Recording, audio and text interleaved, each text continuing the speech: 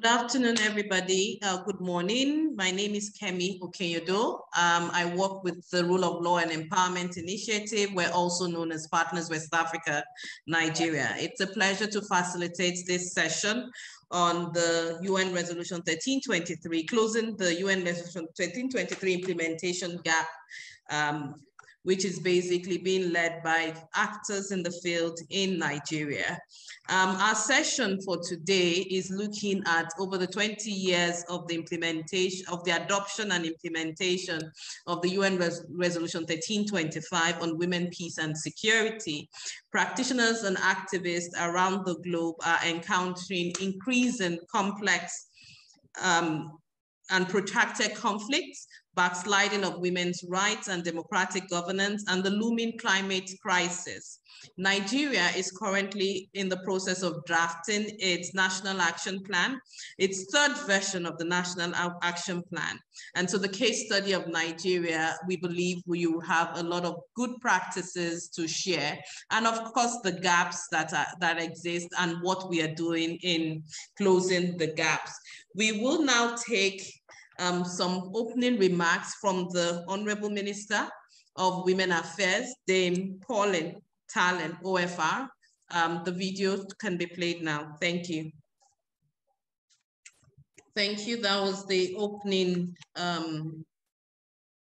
speech or remarks from the Honorable Minister of Women Affairs from the Federal Republic of Nigeria, Dame Pauline Talent, OFR. Like I said earlier, we have come together as a group of organizations and individuals that are committed to addressing some of the challenges that enable the meaningful participation of women and girls. And our session today will consist of a short panel that will address the journey that Nigeria has taken so far since the adoption of the first National Action Plan in 2013, as well as the challenges that remain, especially at the community level. Then we will open things up to our participants, including a group of community and traditional leaders gathered in Abuja to share their reflections and recommendations to further advance the women, peace, and security agenda. May I ask colleagues at Savannah Center to ensure that they share their sound and that the mic is audible, because when we took the opening remarks for the Honorable Minister, we couldn't hear online. So our first speaker is Mr. Peter Mancha. Peter is a program specialist and team lead for Women, Peace and Security at the UN Women Country Office here in Nigeria. He has extensive experience on gender development and working with civil society organizations, including and also the German Development Corporation, GIZ, and other UN agencies.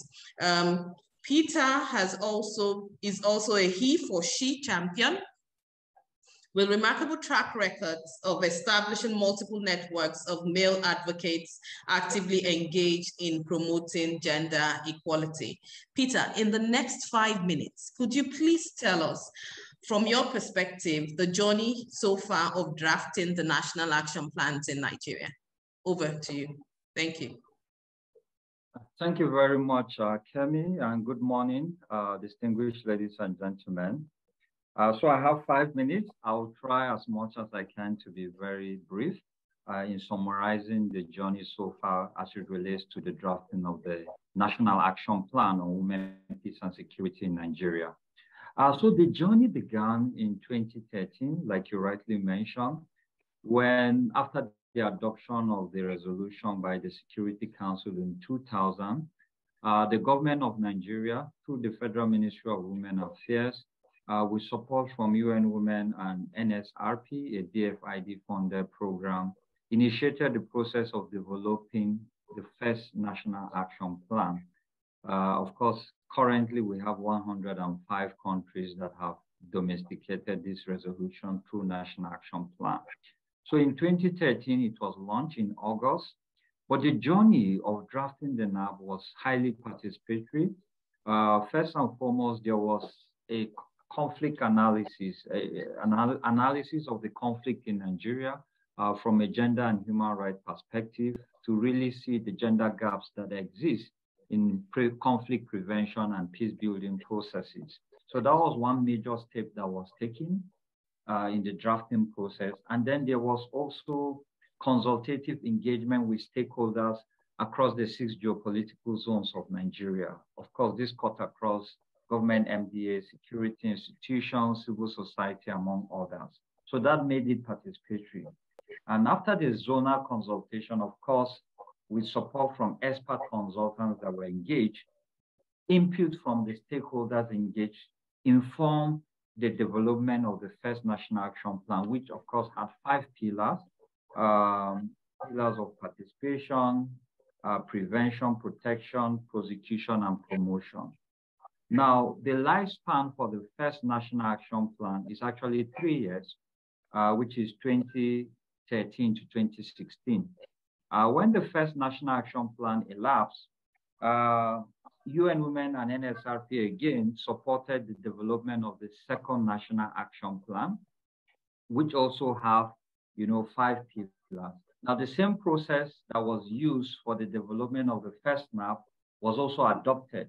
But the good thing to mention is that there were opportunities to look at the progress made from the first NAP, the lessons learned, and the challenges faced.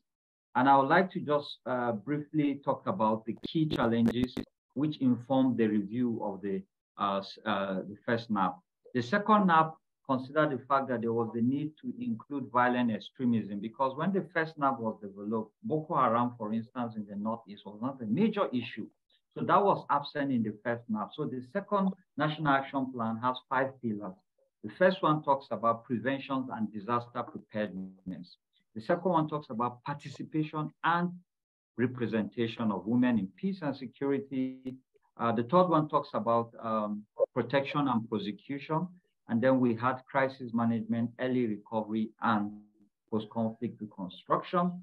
And then the fifth one talks about partnership coordination. So the gaps that we identified include financing. Financing was a key issue in the implementation of the NAP. Most of the intervention were highly dependent on donors. So financing was a key issue where government did not make adequate provision at both national and state level. There was also weak coordination. The Federal Ministry of Women Affairs is the coordinating body for the implementation of the NAP, but the capacity to effectively coordinate was weak. And this is also the same challenge we have at the state level. Currently, we have 16 states that have developed state action plan on women, peace, and security. So coordination is one. And then, of course, emerging peace and security issues need to be considered as we are planning towards developing the third NAP. Issues of climate security, the pandemics like COVID-19 has shown us that there is a gender dimension to it. Cybercrime is also another emerging issue. We have to also look at the do no harm principles and also safeguarding organizations, especially protection from sexual and gender-based violence. So in conclusion, I would like to say that Nigeria has recorded some very remarkable achievement when it comes to rounding up developing the NAP, and quite a lot of lessons have been learned. When Mali was to develop their third National Action Plan, they came to Nigeria for a learning visit. When Uganda was also to develop their third NAP, they invited me to share Nigeria's best practices. So we have achieved a lot, but time will not permit me to give the achievement. But the important thing finally is to say that we kept learning. From the first NAP, we improved. If you look at the second NAP, it's far, far better than the first. The third NAP would definitely be better than the second, which is considering using what we call a multi-sectoral approach. Thank you very much.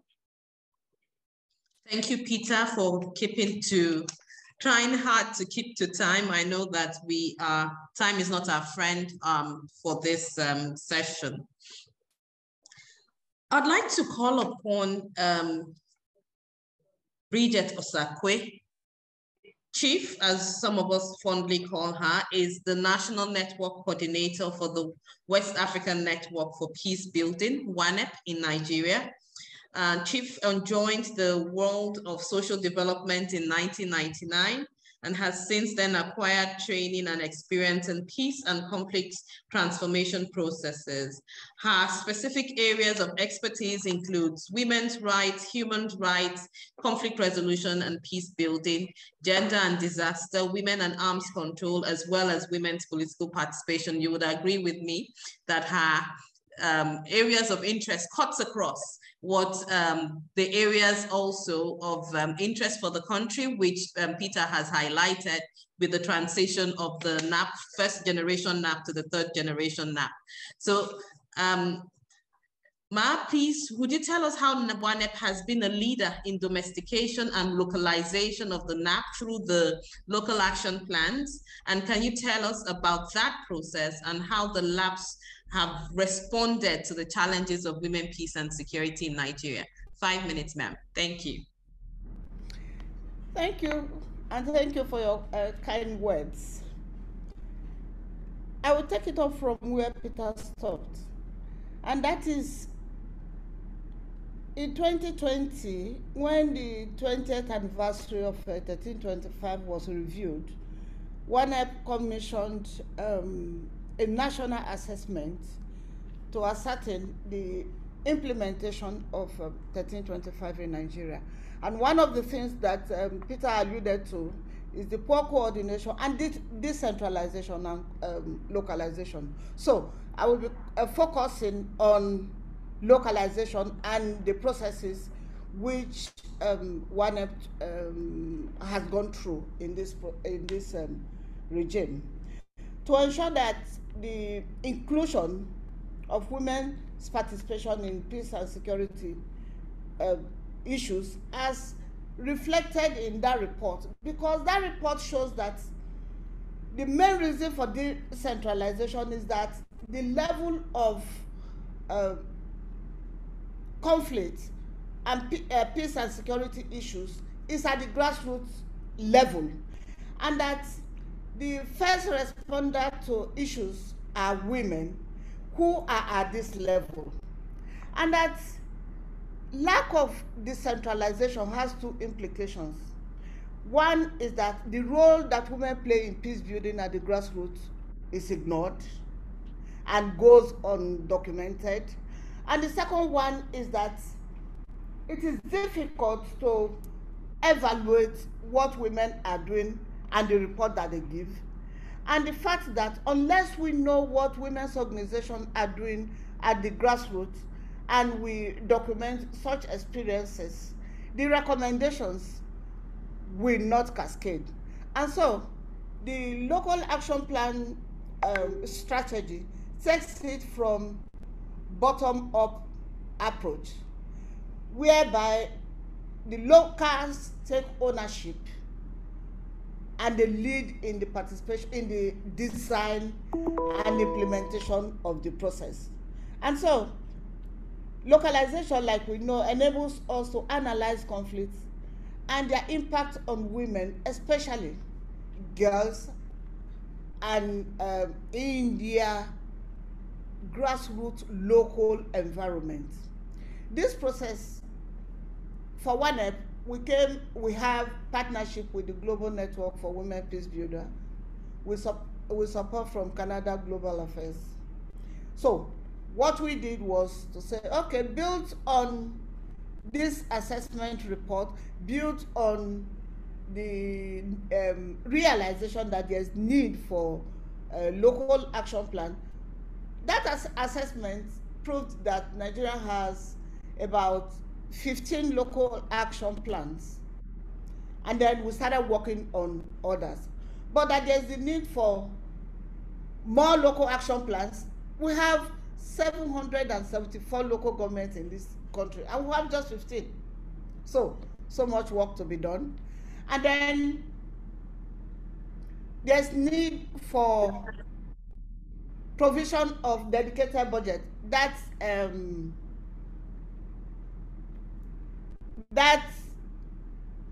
Peter has alluded to. But this process, what we did was to develop a guideline for the implementation for other civil society organizations that are interested in developing local action plan. What we did was to have a guideline for the development, which will be launched very soon. And the guideline talks about the processes for developing. We realize that having local action plan, one will not be able to do it alone, and that we need one another to partner. We need other organizations to come in and do their bits in those these things, knowing that since CSOs have key role in this aspect of it. Though I have been one that I have 2 minutes, but I'm going to emphasize that the local action plan ensures that grassroots women CSOs have the take ownership of the thing, and that local government authorities that are nearer to the issues, knowing that peace conflict issues happen at the community, also have their say in the decisions about local peace architectures in their environment. And I'm going to conclude by saying that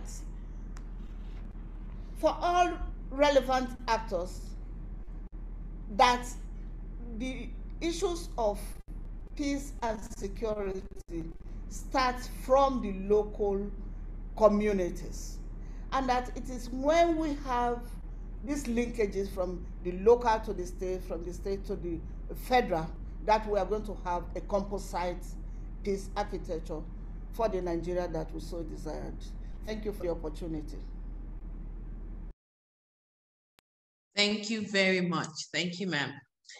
My sister, Mary Kachalom Hueya, is the program manager for International Alert in the Northeast Nigeria program. And she has over 10 years of experience providing technical support and accompaniment to civil society organizations contributing to the achievement of the National Action Plan on UN Resolution 1325. This includes supporting the social and economic integration of survivors of violent conflict to their families and communities through dialogue, mediation, and psychosocial support. Mary, how do patriarchal norms come into play when we speak about women, peace, and security? And what can advocates for women's meaningful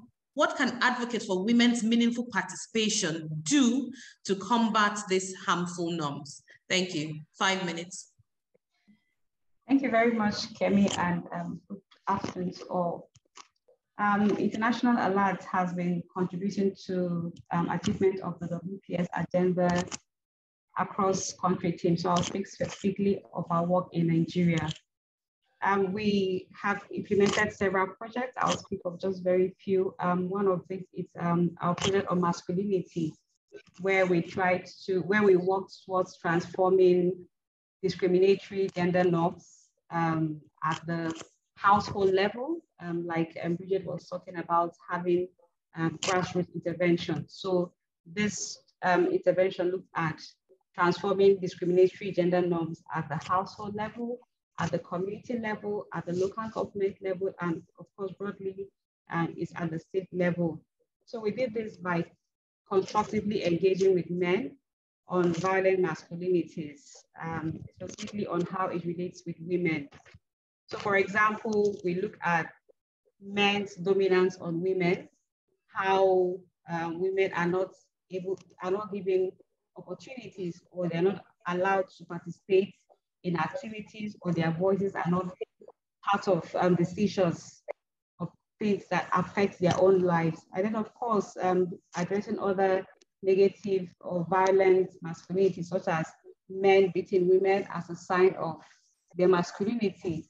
And so this project is very timely and very relevant, especially in the northern context, where it is highly patriarchal and it's a very conservative context. The project also builds on our work with the UN Women. Peter has talked about some states that contributed to the development, some organizations that worked on the development of the state action plans. International Alert is one of the organizations that works with the UN Women to develop 2 state action plans in Benue, North Central Nigeria, and then in Bauchi, Northeastern Nigeria. And so this project basically had like 2 outcomes. One of it was to increase women's effective participation in peace and security processes, in conflict prevention and resolution. And it also looked at improving women's public participation on improving the public participation on perception on the role of women in peace and security at all levels. And so it is very important to work on in contexts that are highly patriarchal or work on violent masculinities, because women have been disproportionately impacted by the conflict, as we all know or we have all seen in the various work that we have done. For example, you see that the conflict have exposed women to sexual and gender-based violence. We've seen that the insurgents, for example, have used sexual violence as a tactic of war. We've seen that women have been subjected to early marriage, some resulted into survival sex and torture. You can go on and name how women have been disproportionately impacted by the conflict. And so our work basically was really working with engaging men. And specifically, we worked with community leaders, traditional leaders, religious leaders on gender. So for example, we built a capacity on gender sensitivity. Like when we started, most of them had this notion that gender is a Western notion, which will make their women to be, not to respect them. But with the project, we're able to demystify that concept of gender and to make them understand it better. And we've seen how it has increased their perception or their knowledge on or the impact of violent masculinities on their project. One of the outcomes of the project was that we've seen how community leaders use their respective platforms to talk to other men on the impact of negative masculinities in their communities. Some of them had reported using that knowledge to address conflicts. Previously, some of them mentioned that the conflicts, and when they're addressing conflicts, they are a little bit biased. Finally, I've seen the notes. Finally, the project has been able to, on the other side, working with women, to be able to support them and providing them empowerment to increase their sense of worth, to increase their sense of determination to have their choice. And as a result of that, we've seen that women's agency has been increased from the work they have done so far. Thank you, and over. Thank you, Mary. Thank you very much. And we still have about 3 speakers left. And the next speaker is Ms. Amina Akon-Bello. She's the Gender and Social Inclusion Manager on the USAID-funded Community Initiative to Promote Peace, SIP program being implemented by Mercy Corps in Nigeria. Over the past 15 years, she has provided technical support to over 40 civil society organizations and women-led groups on gender-responsive peace building, and has built strategic partnerships with government ministries, security agencies, women-led civil society organizations, development partners, and critical stakeholders to support the implementation of the National Action Plan on UN Resolution 1325 in Nigeria. Amina, how are CSOs overcoming challenges in implementing the National Action Plan, which in a way that promotes gender equality and women's agency? Over to you, 5 minutes. Yeah, thank you very much, Kemi. As introduced, my name is Amina Akon-Bello, and I work with Mercy Corps Nigeria. I think it's important to mention that last year, Mercy Corps launched its global 10-year strategy, the Pathway to Possibility, which clearly reflects our ambition to achieve lasting transformative change at scale while meeting the basic needs of communities and most marginalized within them. including women and girls who are most affected by the drivers of fragility, especially conflict and climate change. Considering the theme of PeaceCon 2023, Mexico's participation is timely, and it's a great pleasure to contribute to conversations on the implementation of Women, Peace and Security agenda in Nigeria. As the previous speakers have pointed out, Women, Peace and Security agenda in Nigeria is a topical issue. And to answer your question about civil society, I would say civil society is an essential building block for peace, and it is in the forefront of crusade for gender equality in Nigeria. They complement the efforts of the government, especially the Ministry of Women Affairs, through their invaluable contributions to the implementation of Women, Peace and Security agenda at all levels in the country. They lead on gender sensitization, awareness creation, and advocacy to eliminate structural barriers to gender equity and gender equality. And they continue to, strive to promote women and girls leadership agency and voices at all levels, including, working in hard-to-reach communities. So, for example, several push by the civil society organizations contributed to the domestication of the Violence Against Persons Prohibition Act in 34 out of 36 states in Nigeria so far. The law is necessary to effectively prevent and address the menace of sexual and gender-based violence and provide adequate support to survivors. Mexico as an organization is committed to gender equality, diversity, and social inclusion as fundamental principles in its work and partnerships with civil society organizations. We strengthen capacity of our partners to facilitate the adoption of policies and approaches that enable vulnerable communities and groups to adapt and adopt viable alternatives to violence and build social cohesion, inclusive and resilient peace. For example, through the USAID funded committee initiative to promote peace program being implemented by Mexico, we have provided tools to vulnerable communities and women-only peacebuilding councils to undertake inclusive conflict analysis and mediation strategies in the 6 target states located in the Northwest and North Central geopolitical zones in Nigeria. But we have found that the program's investment in gender responsive and inclusive peacebuilding platforms, and I would say strategic support for women-led peace initiatives have greatly expanded women's network and influence in numerous ways and enabled a critical mass of women to play a substantive role in early warning and early response and conflict resolution. Through women's group collaborations with governance institutions, including governments, community leaders, security agencies, and civil society organizations and the private sector, in some cases, I would say have yielded great, gender equality outcomes. The women's group civil society organization at the grassroots level, pay greater attention to issue of out-of-school children. They facilitate the enrollment of out-of-school children, especially girls, in target states. And I would say this initiative does not only contribute to effort to address gender gap in education, but it arguably, reduces the likelihood of forcing girls into early marriage. And also, I would say through women-led community dialogues and family-tailored initiatives, the women proactively mobilize support for addressing drug abuse and challenge harmful gender norms and power imbalance.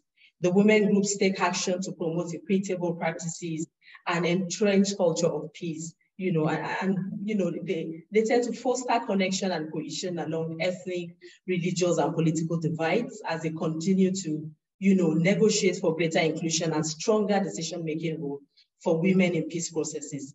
And they can't do this without the support of civil society organizations in their locality. Again, we found that women's groups are increasingly mobilizing support for women's economic empowerment initiative because they have recognized that investment in women's economic empowerment offers opportunities for more effective and sustainable peace building and recovery efforts. And it is critical to strengthen women's voices and reducing their vulnerability to the menace of gender-based violence in their localities.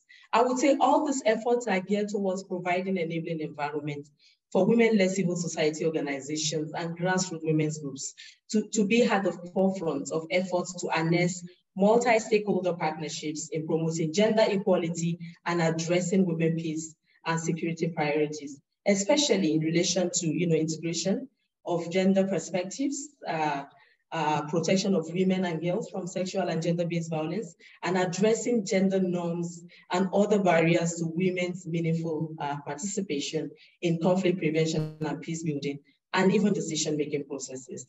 However, we need to remind ourselves that without addressing the low participation of women in both elective and appointed positions and associated challenges, we are not likely to achieve the objectives of the Women, Peace and Security Agenda. As of 2022, only 7.3% of Nigerian senators were women, while only 3.6% of the members of the House of Representatives were women. So this calls for a whole of governments and a whole of society approaches and new ways of engaging the communities to be able to identify and address gender-based constraints and barriers, and of course, leverage opportunities, for improving the status of women and girls in the society. I would conclude by recommending stronger collaborations and coordination among actors, WPS actors, and also calling for a scale-up of financing in support of the Women, Peace and Security Agenda.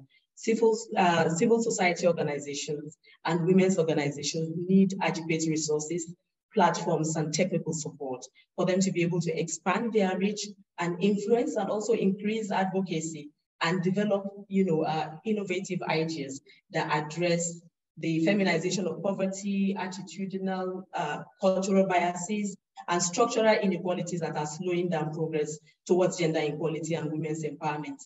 Investment in local and international platforms, especially, learning exchange visits for women groups to learn and share best practices and engage in, formal peace negotiations at the national, regional, and international level must be prioritized by duty bearers.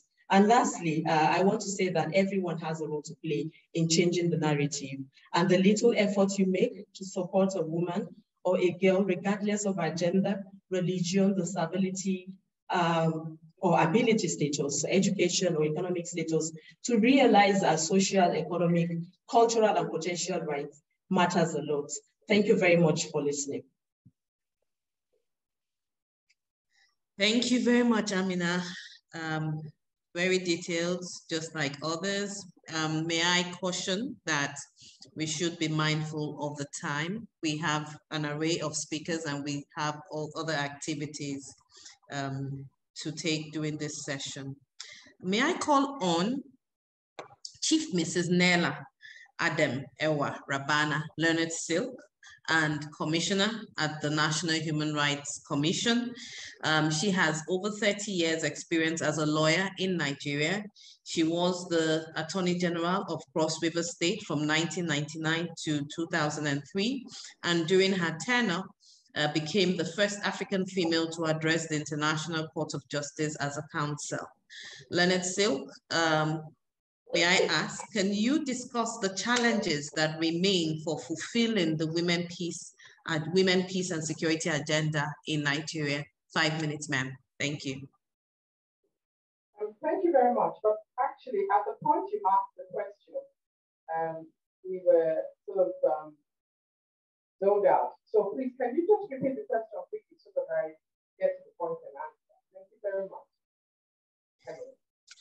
Yes, we would like you to discuss the challenges that remain for fulfilling the Women, Peace, Security Agenda in Nigeria. Thank you. Indeed, I would recognize the fact that, of course, with the National Action Plan, it would appear that definite and positive steps are being taken to implement the agenda.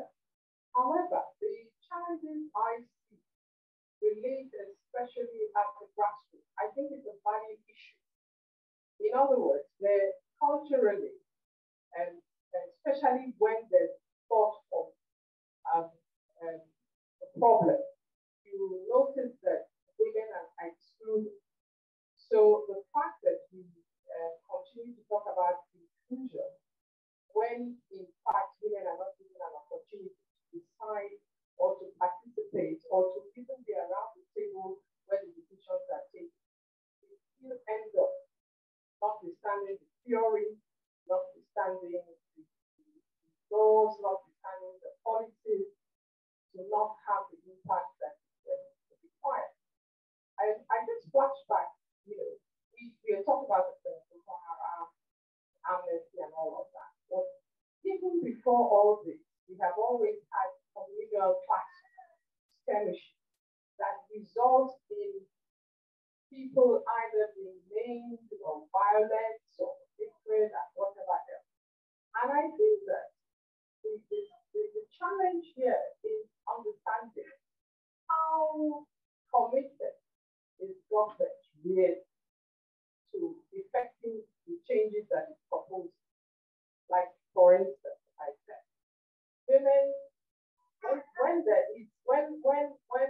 skirmishes escalate to violence, most of the victims and the people who are touched directly are women and their children.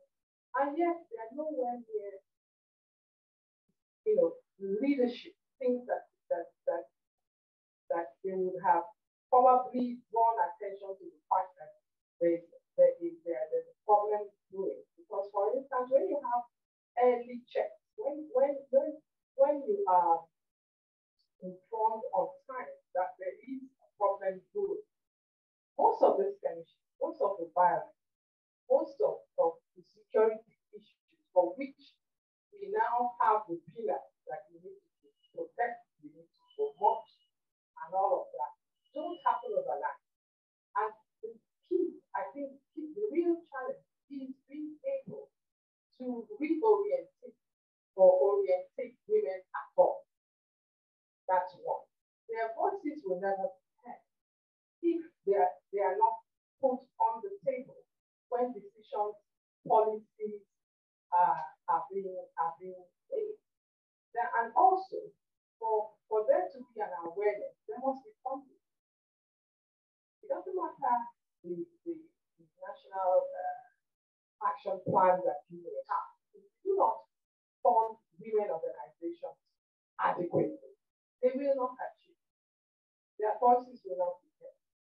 There will not be a system. These are perennial issues that will continue to happen, but what we expect is that there should be a conscious, deliberate, and intentional empowerment of women organizations. Women organizations and orientation even of men, because you see, this awareness should also be directed at men for them to understand the need for women to participate, to be included in decision-making that actually affect them. There are things that happen. The violence, for instance, she's the only one who understands. She also has to be orientated to know that she should speak up. When the men will say, because you made yourself available, take for instance, then that means they don't understand issues. And she cannot speak either. And so you don't have to change. So it's all about theory. I believe that the theories, the policies, the expectations, the implementation plans are being done. But I think that we need to be more deliberate. And the challenge is, one, the lack of openness. And I think also another challenge is value system seems to have been blurred, if not warped. And we need to begin to identify, we need to begin to let women know that they are not inferior. They have the right to speak. And that in fact the law protects that right, which is a fundamental right. And that they should exercise it, which is why you have CEDAW and it's talking about empowering women, and so that they will not be discriminated against and so that they will not be literally oppressed. These are real challenges. And in Africa and in Nigeria, particularly in my country, I know that I used to do a lot of border issues. You find that you find that at that table, you will hardly find any women. Thank you. Okay. You will hardly find any woman speaking. I remember during the market issue, when we would go, we'll enter into the whole hall full of people, how probably the only woman. And then outside, you'll see the women who the soldiers that were brought there are attacking and using. And they can't be heard, they can't speak. So sometimes out of anger, you hear them shouting. So it's only when you understand the language, you hear the real truth. Whereas the other people come and trying to cover up and make it not look so bad. So in terms of challenges, I think our value system needs to be addressed. The government political will to protect and to mainstream the interest of women on all spheres. Security, because now more than ever before, there is a security issue. But as a matter of fact, you cannot develop without. You cannot develop when you are no fit safe. And when the atmosphere is very unpredictable, it's what it has become. Therefore, there is need for us to be more intentional, more deliberate, more aware of our culture. And for me, the awareness of the need of the woman to be a part of decision making when it comes to security, peace making, and peacekeeping operations should not just be about the programs that are targeted to the woman, but also to everybody else. We all each have a role to play.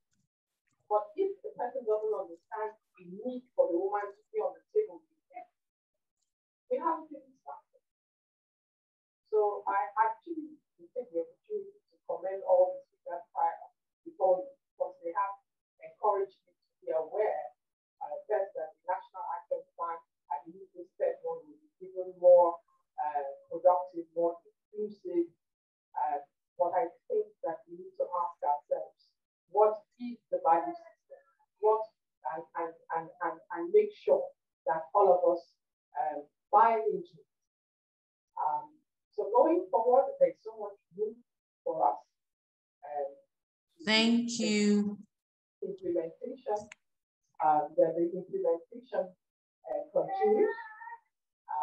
But thank you very much. I don't want to, I think I'm already my part. Thank you. Thank you, Kevin. Thank you, Leonard Silk. We appreciate. Thank you for your contribution. Welcome. Thank you, ma'am. So our final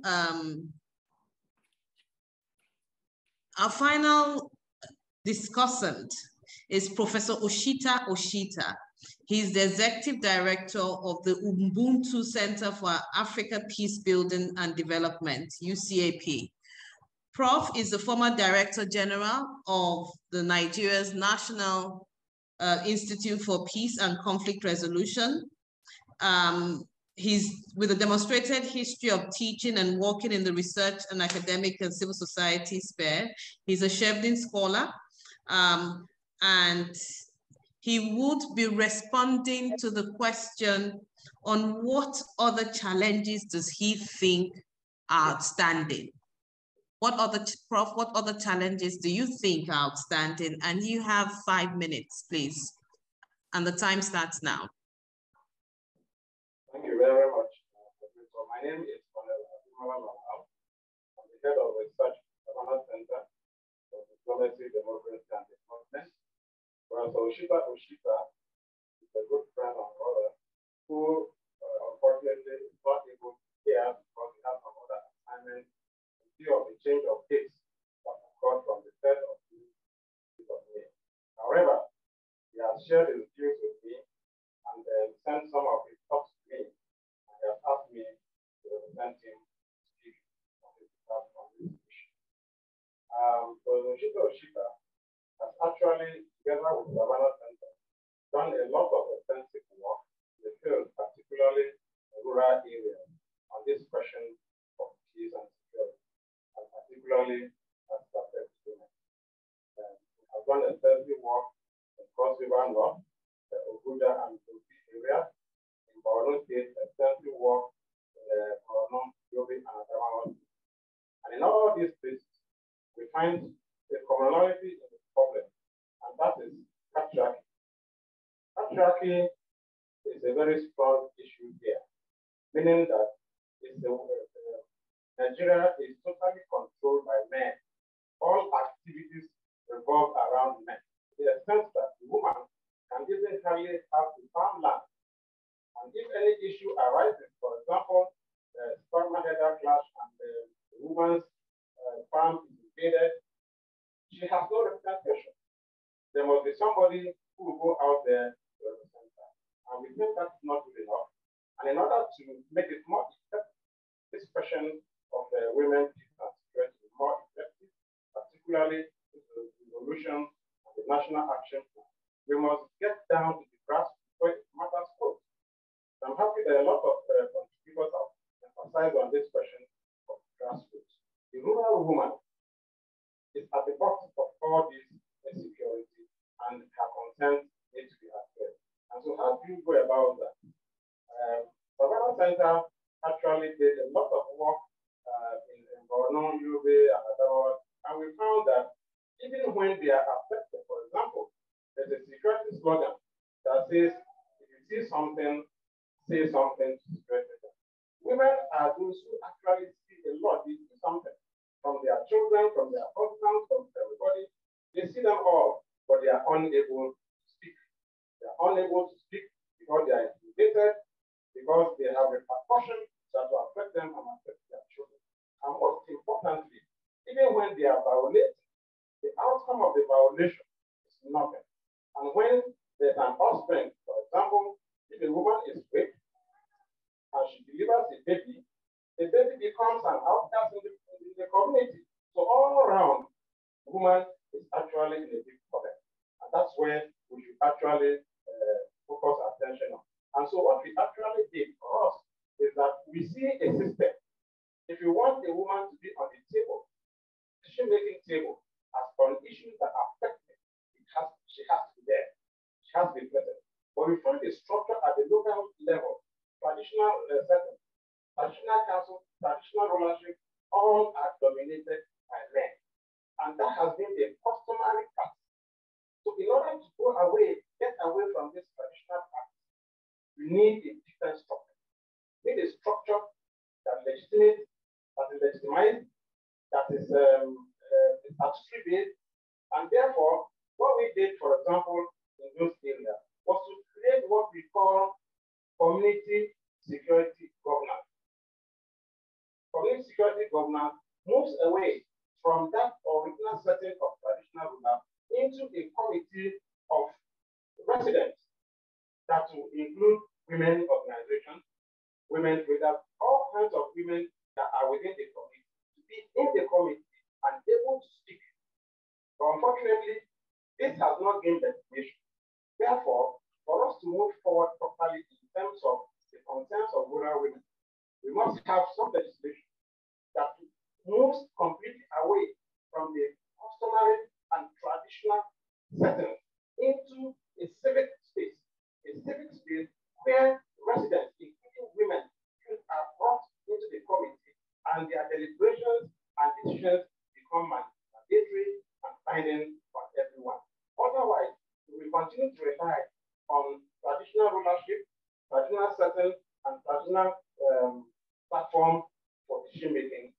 Surely we continue to grow in the dark as far as women are concerned in terms of making their voice heard.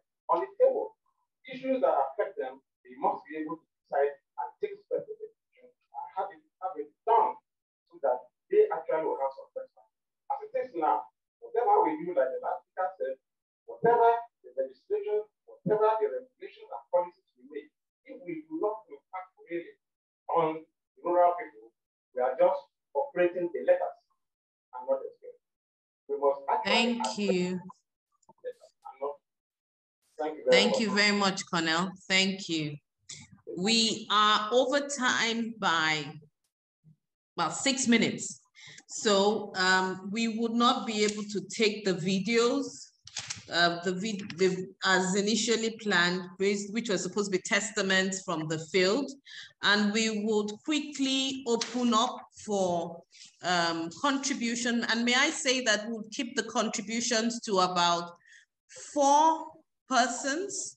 And because we've had a series of discussants from the civil society, from the donors, I would like to request that a traditional ruler, if present, somebody at the community level should be the first person to make a contribution or ask a question. And this should be very succinct and straight to the point. Thank you.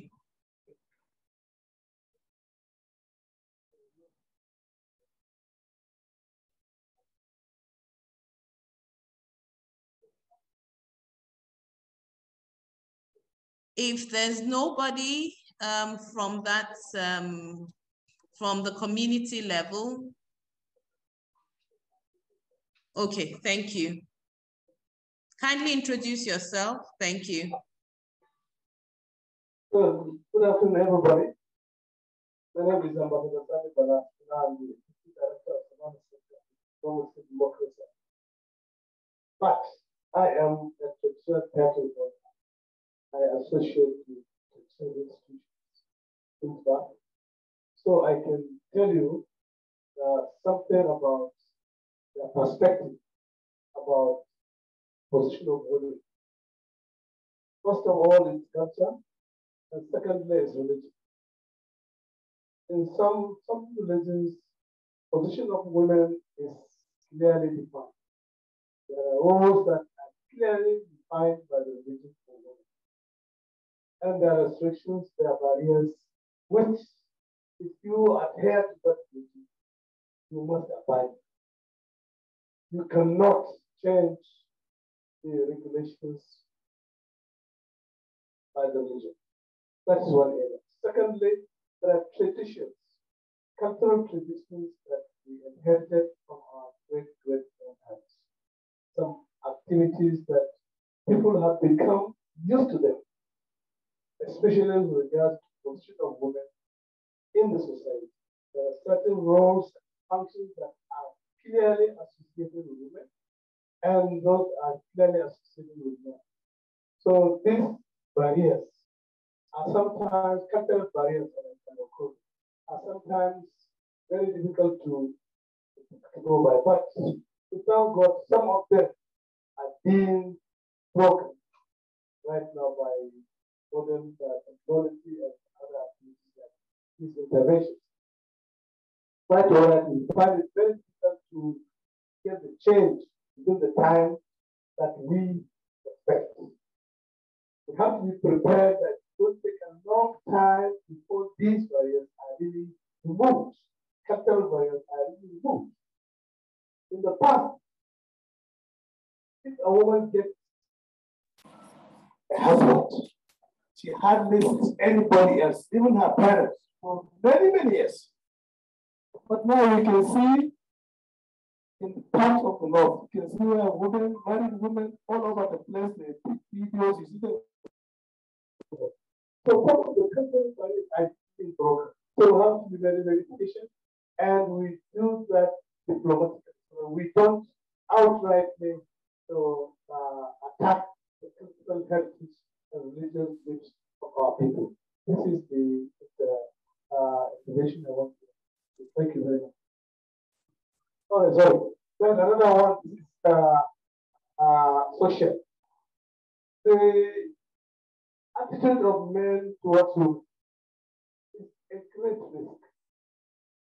When decisions are made by men, amongst men, they go back home and they share this decision with their wives. And the decisions are not comfortable. The women are not comfortable with the decisions. I assure you by tomorrow, what the men meet, you see change of heart. So indirectly, even though physically we see men taking decisions, largely to the women that take decisions. Thank you very much. Thank you very much, sir. The conversation has been around the evolution of the National Action Plan on Women, Peace and Security in Nigeria over the past couple of years, starting 2013, and how the National Action Plan has evolved and how we have evolved from the initial way it was initially drafted, responding to the security issues and the dynamics that are on ground in the country, and where we are at now. And it came across from all the presentations, how financing and weak coordination continues to be a challenge. Weak coordination at the level of the Federal Ministry of Women Affairs and the State Ministry of Women Affairs, even coordination amongst the civil society organizations that are working in the field. I'm not sure about the donors if the coordination is also there. And how do we respond to this? What would be the solution to responding to financing and weak coordination among the critical stakeholders? And would like to have maybe a go at it. I don't know if Ms. Ave Akigi is in the room. How should we respond to financing, responding to the financing issues of the Women, Peace and Security agenda in Nigeria, so that we move away from being heavily donor dependent? 3 minutes, please. Thank you.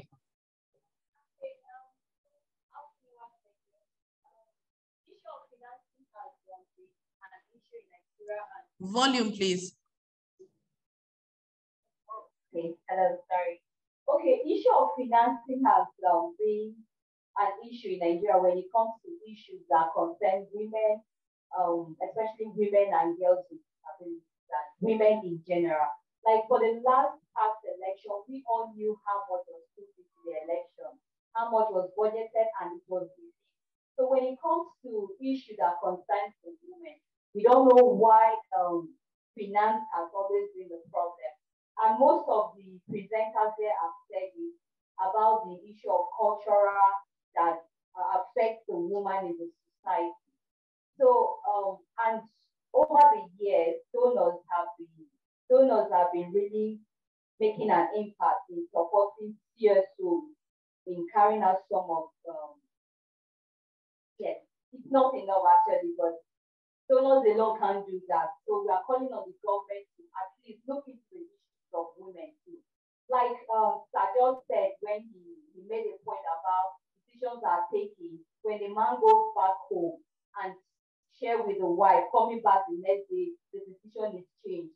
You can see that what the woman says, when it's played out, it comes out very well, but the society is not giving women the opportunity to take part in the decision making. It's not okay.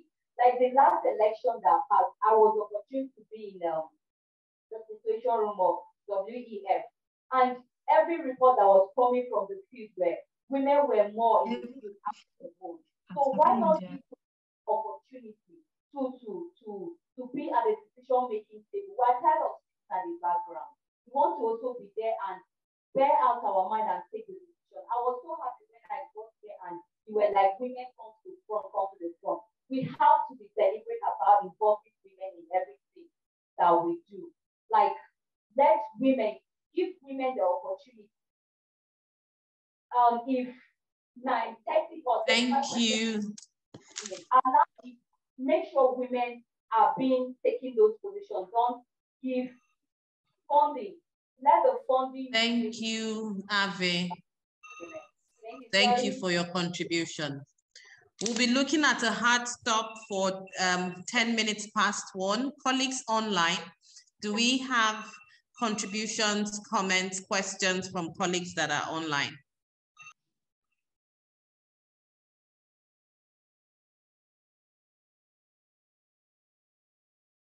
In view of this, I would like to appreciate everyone that has been part of this session, and to also particularly the discussants. Apologies that the time was not enough. It's really a packed full agenda. And I know that there are lots of experiences to be shared in country. It will be good to, it will be good if possible to get WANEP to share their guidelines or framework for the local action plan when it's launched, so that we do not need to reinvent the wheel when we're working at community level, because that's where the rubber hits the road in conflict and in responding to issues of conflict. On behalf of Partners Global Alliance for Peacebuilding and all the members of the panel, I wish to say thank you and appreciate your time and wish you all a lovely rest of your day. Thank you very much. Thank you very much, Kemi. Thank you, Kemi. Thank you, everybody. Have a nice weekend. Thank you. Thank you.